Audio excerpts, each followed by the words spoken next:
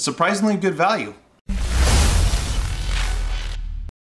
What's up guys, Andrew here on my channel Geared Inc, where I get to share what I'm passionate about with you. And on my channel, that's PC tech, games, and gear. And today, I'm reviewing this case, the Mars M2 from Gamida. Shout out to them for sponsoring this review. I want to go over the features of it, the things I like, the things I don't. So let's dive right in. As far as specifications on this case, it is micro or mini ITX only, meaning you will not be able to fit a full-size ATX board inside of it. It comes in at 16.7 inches in height, 8.3 inches in width, and 15.6 inches in depth. It is a tempered glass side panel, which I like. It also is on a hinge, which for a guy who's always constantly changing out computer components, I actually really appreciate.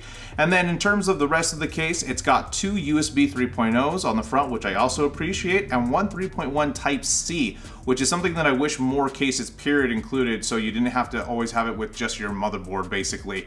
It also has a microphone jack and a headphone jack, as well as an LED that is integrated for a natural control panel that's inside the case itself. Now the case actually supports up to a 280mm on front. There's actually a little bit more space that's kind of hard to see, and a 240 on top. So if you are going to be using an AIO, if you have a 280, it will, yes, fit in the front, or it will fit on top. The case also comes with a magnetic filter on top, pretty standard fare, as well as a filter on bottom for your PSU. As far as hard drive space, you have the ability to put up to three 3.5 drives in here, two 2.5 drives as well, and then up to a standard ATX power supply. Some of the beefier boys are not going to fit inside this case, which obviously it's micro ATX, so no shockers there. Now the one thing about this case I certainly wish it did have was slightly better airflow. Like most micro ATX cases, your airflow is being taken in by this little side grill, meaning that honestly, if you want to make sure that you're not being air choked, you're going to have to put your fans on the interior side of the mounting bracket, not the exterior, which will restrict some AIOs basically as far as what you're going to be able to fit inside of there, just to make sure you're getting the proper amount of airflow. Case also only includes one of these Gamida's RGB fans. To their credit, it does come again with a fan controller inside the case, and the fan quality overall appears to be fairly decent, so that's not necessarily a knock against them, although it would have been nice to see at least one intake fan included with this case.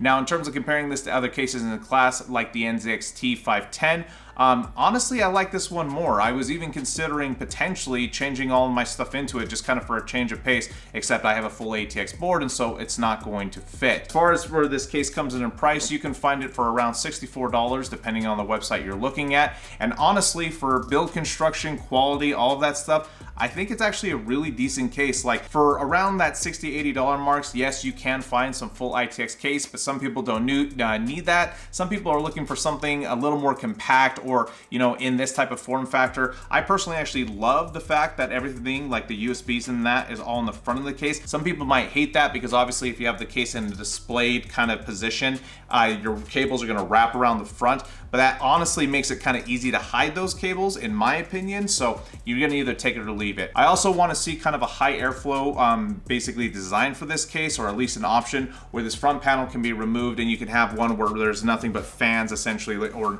not fans, but you know, like a grill on the front of the case. So overall guys, I mean, I like this case. Like I think it's actually, you know, for the cost especially, I think it's actually a pretty good quality. Like I said, I was considering putting my stuff in there, but it's just not big enough to do it. My biggest gripes again are going to be airflow. That's pretty common with these mid-size cases, or micro ATX cases, I should say. So anyway, guys, thanks again to Gamidas for sending me this case. If you like this review, go ahead and leave me a thumbs up. If you thought it was awful, leave me a thumbs down. Remember to get subscribed and hit that bell icon. And as always, guys, I'm going to continue to make these videos, whether you watch them or not. But I hope you do, and I hope to see every single one of you next time here on Geared Inc. For Gamidas, I'm so sorry if I said that wrong. It will fit either mini ITX or micro. Oh man, I hope I did a good review on this thing.